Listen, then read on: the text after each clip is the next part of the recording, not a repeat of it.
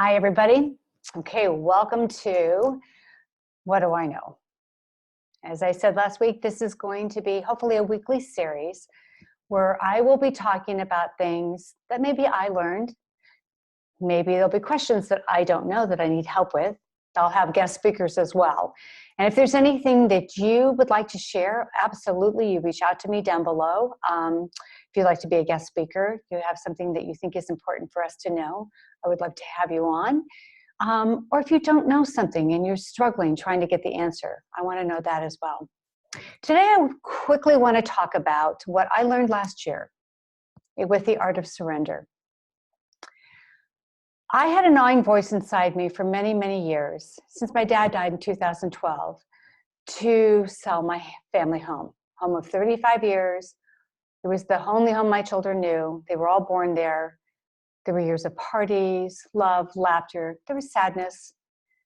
But it was such a loving environment for all of us to grow up in, including myself. But I found I was getting weary.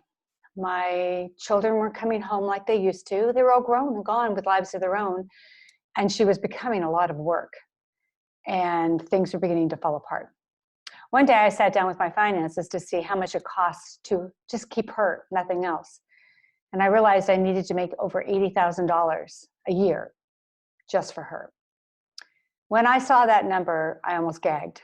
That didn't include hair and makeup, massages, trips, clothes, dinners out. It was just the house. So I made the decision to sell her, and it was very painful, and it was painful for my children. But I just knew at 65 years old, I couldn't keep going on the way I was going.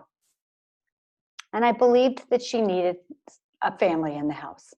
So for 6 months, I got her ready.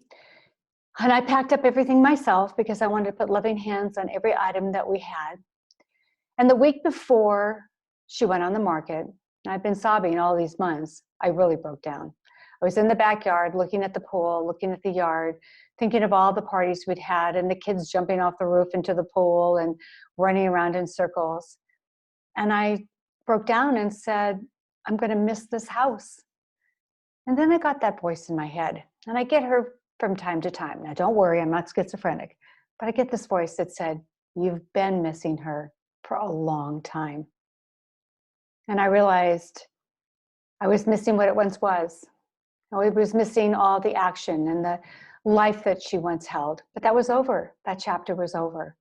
And it was time to put her in the loving hands of another family. So I went to put her on the market, got a beautiful offer and a beautiful family. And I moved into a tiny little apartment close by. And it was one of the greatest moves I've ever done. Now, do I still miss the house? I miss what it was. And I know my children miss coming home to it. But they are busy, and it's time for their lives to unfold and not be centered around a house. Now I have the freedom to go to them. Now I don't worry about how the bills are going to get paid. I still sell real estate, but as you know, real estate can be challenging at times. I don't have to worry about if I make a deal or not. I can now concentrate on my clients and what's best for them and not my bottom line. Doing this has freed me to become who I believe I was born to be, away from being a mother, a daughter, a sister, even a friend. I get to focus on me. So my message today is, if you're even thinking about possibly selling your home, think about it. There's so much life on the other side of being tethered to property. And you'll be doing something wonderful for your neighborhood. You'll be bringing another family in with small children so that they can grow up and build their memories. Right now, inventory is very low, and it's very, very hard for families to find homes.